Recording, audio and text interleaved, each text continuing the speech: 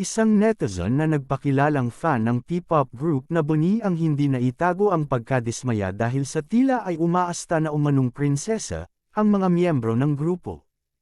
Sa kanyang Facebook post, ikinumpara ni Tio Moreno ang grupo kay Sarah Geronimo na kailanman ay hindi umano sinubukang magtago sa kanyang mga fans. Sarah Geronimo has been in the music and entertainment industry for over 2 decades, and her fame remains undiminished. She can dance, sing, act, and model, showcasing her multi-talented and record-breaking abilities, aniya. Sarah continues to meet the expectations of her supporters and fans with her humility. She never acts like a Disney princess, whether at the airport or as a guest at events.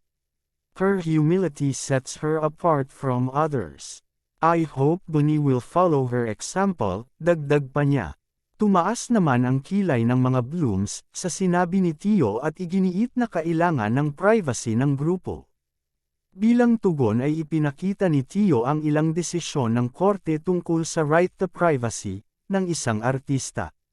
The right of privacy of a public figure is necessarily narrower than that of an ordinary citizen. Criticisms or commentaries on their conduct related to their public roles are generally considered matters of public interest and are protected by the freedom of speech and of the press, paliwanag niya. If you still do not comprehend the issue, it is no longer my concern.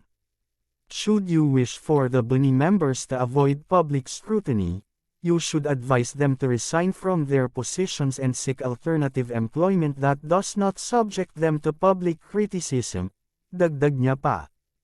Matatandaan na ilang miyembro ng Bunny ang nakaranas na umano'y panghaharas mula sa kanilang mga fans.